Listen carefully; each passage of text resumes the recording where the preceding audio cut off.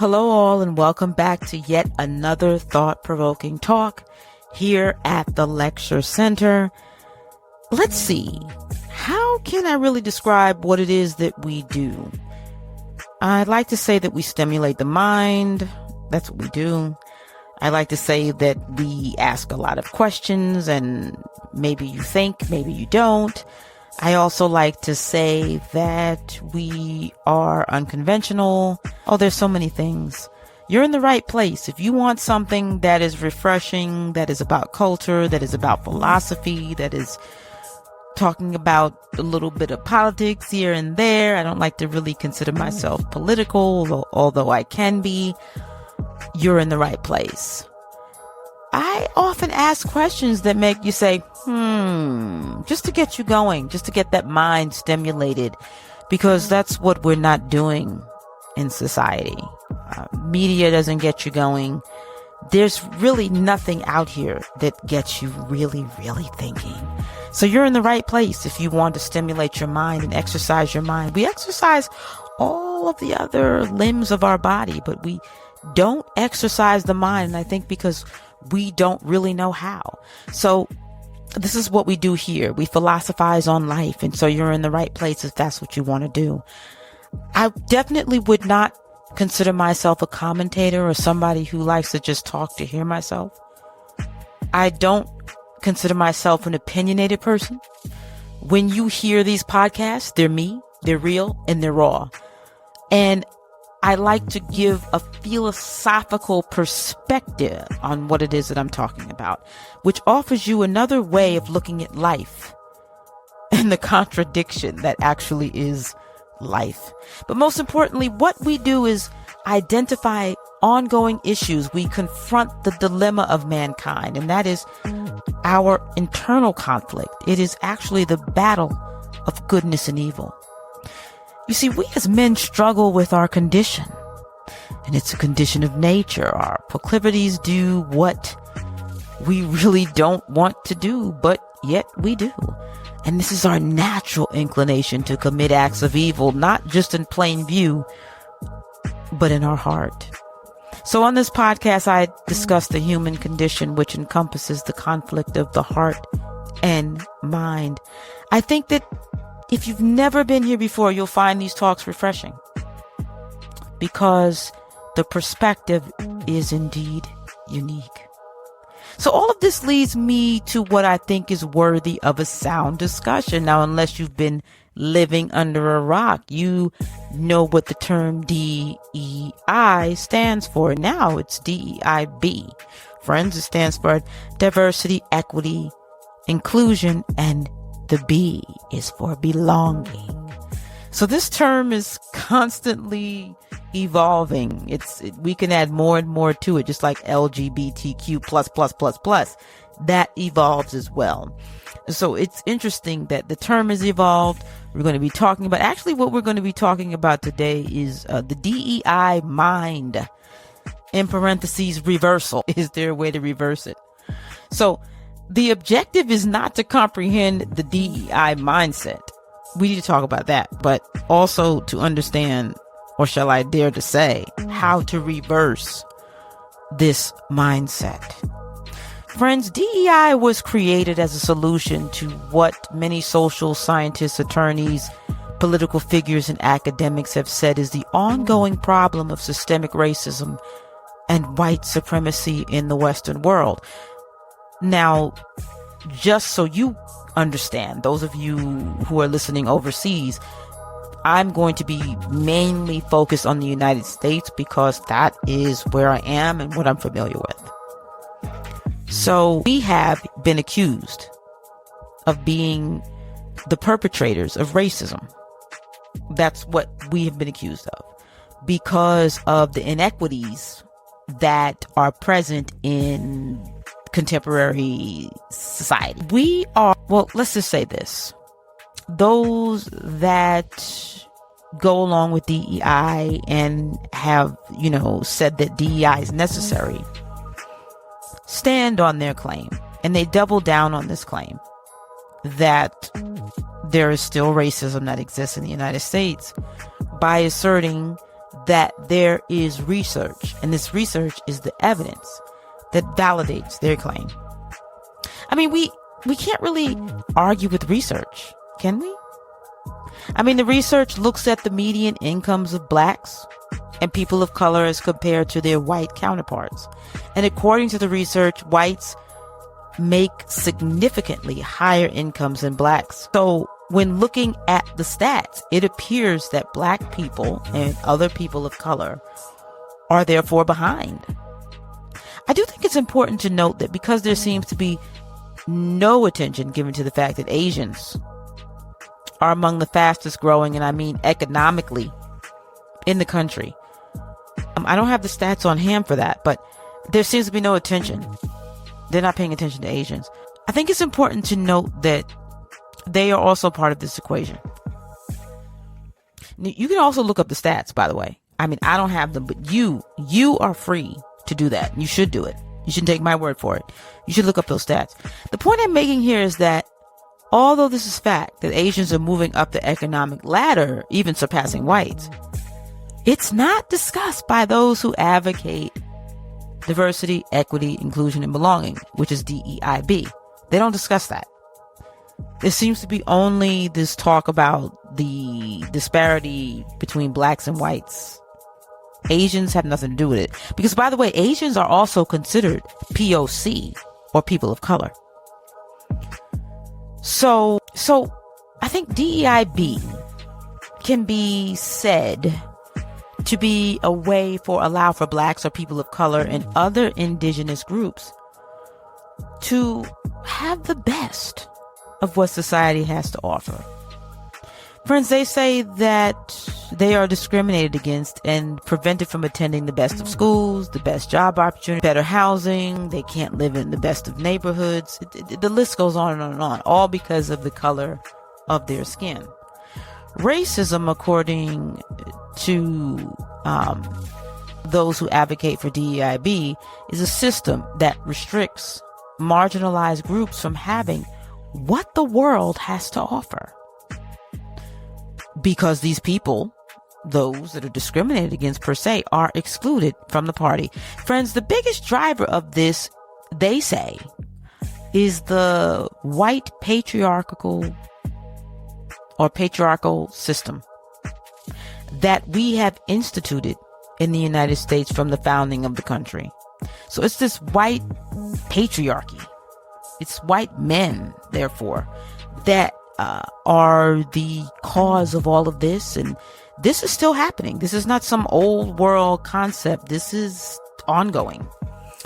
And their values, which are that of white supremacist values, are infused throughout every system, be it educational, judicial, economical, and so forth in the country. So they assert that this is ongoing. The racism, sexism, and the desire to uphold this white supremacist system is ongoing, and it is essential to them maintaining their power. And this is why those who support DEIB initiatives, see it as social justice. Because DEI is a somewhat civilized way to attempt to dismantle the system. And I say civilized because we're not talking about burning the house down. We're not talking about any kind of violence, murder, or anything like a war. So to implement DEI is a better way to do it, because nobody's going to die. Think about it. Nobody's going to die if we implement DEI. But friends, what they fail to understand is that nobody can control outcomes. The very attempt to do so results in the creation of a tyrannical culture. And men have been trying from the beginning to thwart nature. And I've said this so many times. They've used witchcraft, secret societies, cults, consulting with mediums, and other strange phenomena to do this, just to have their way. Friends, what dictates the direction of a man's life has to do with his destiny. Man has authority over nature in not so many ways. He does, but he doesn't. Nature allows man autonomy. So he does have free will. But the issue with man is that he has a desire, and he has worldly desires. He wants power. And that's what this is all about. DEI or DEIB and other social justice movements are an attempt to take power, all for the purpose of enslaving and holding hostage those who they believe are doing this to them. And it's not about social justice, it's about vengeance.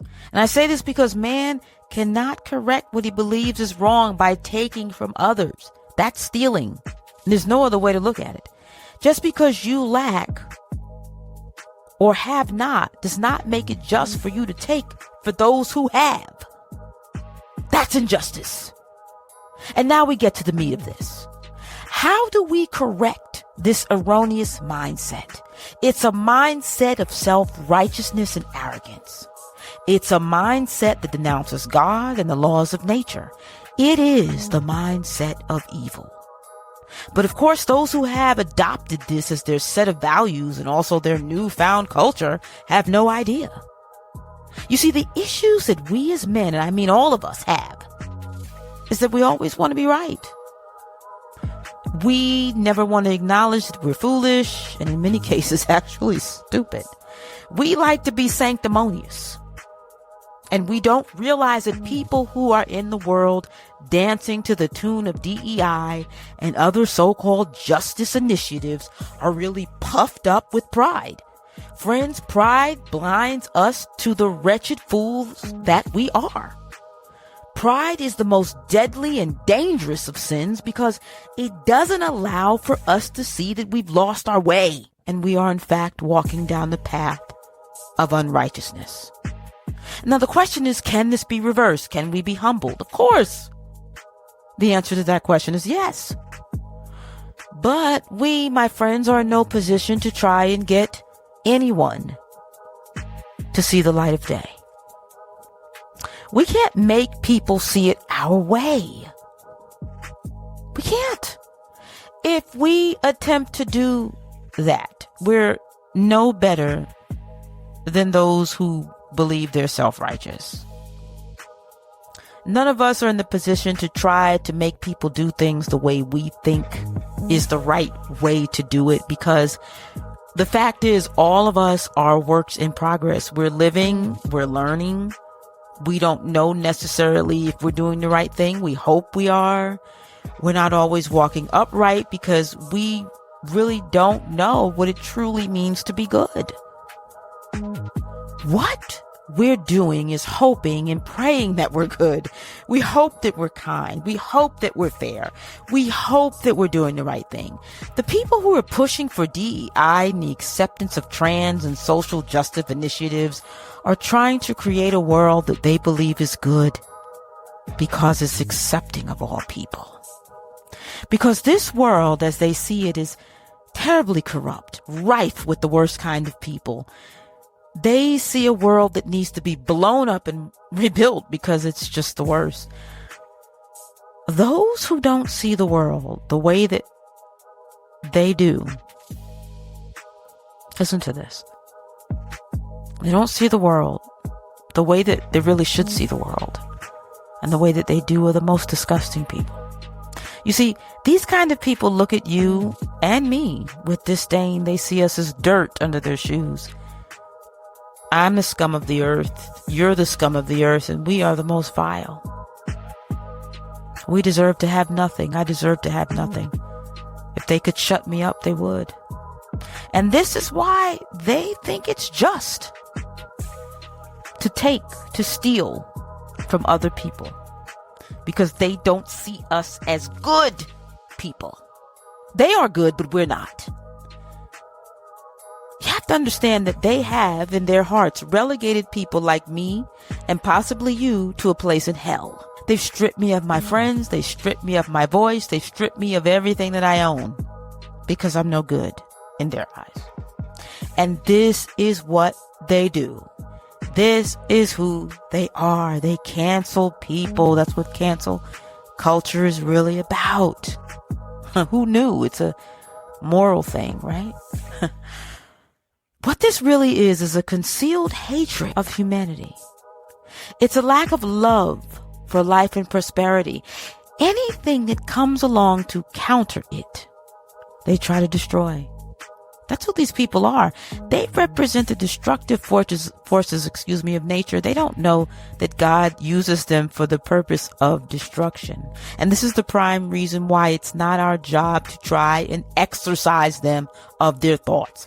They are being driven by God and the forces of nature to do what they do best. Kill, steal, and destroy.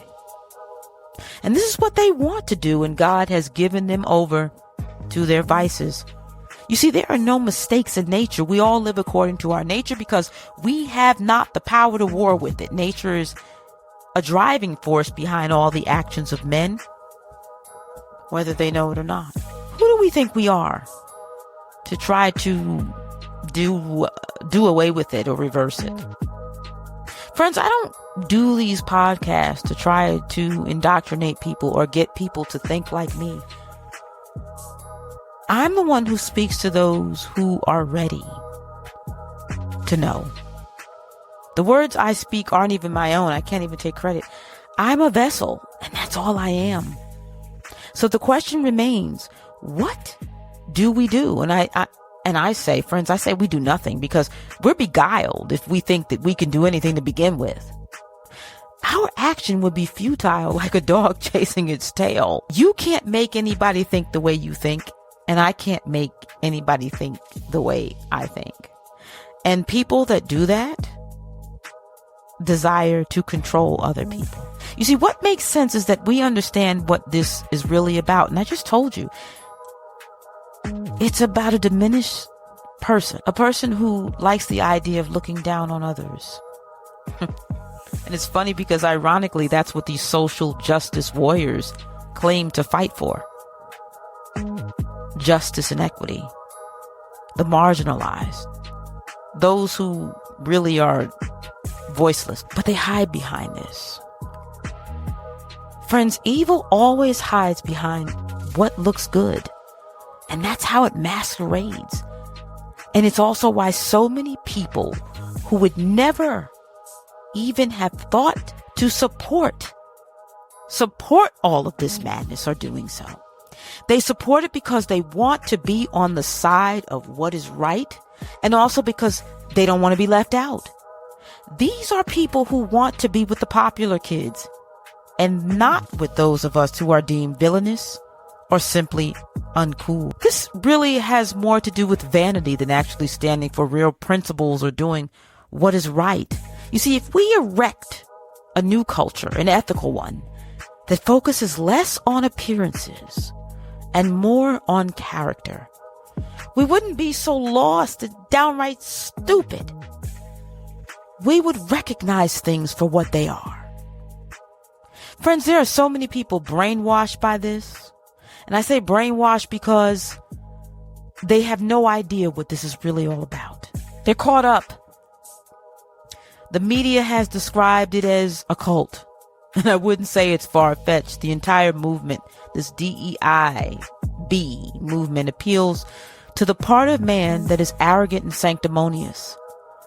And that's why these people can boldly point fingers at me, at you, and anyone who fails to adopt to this belief system. Friends, this is the cloak of zealotry and hubris, which is found in the most primitive of people.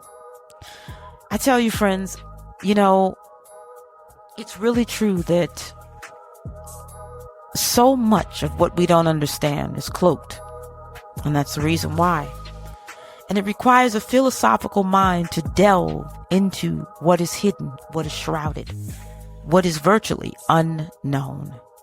And if you don't learn to use your mind for what it's for, which is thinking, there's no way you can possibly find the secrets, find all that is hidden beneath the surface. Too many people look at the surface and think this is what it is. It's exactly what I've been told. It's what the media reveals. No. There's always something beneath the surface, and that's why I've done this podcast and why it's so dear to me, so important to me. Because we go beneath the surface. The surface. Friends, so many of these podcasts I do are so uncut and raw. I think that's what you like about me. So I'm going to continue to be who I am. And so if you like everything that I've been saying, feel free to subscribe. You can find me right here on Podbean or Apple Podcasts, or if you're listening on YouTube, feel free to subscribe, follow, leave a comment. Give me an idea of the next topic that we can explore. Until next time.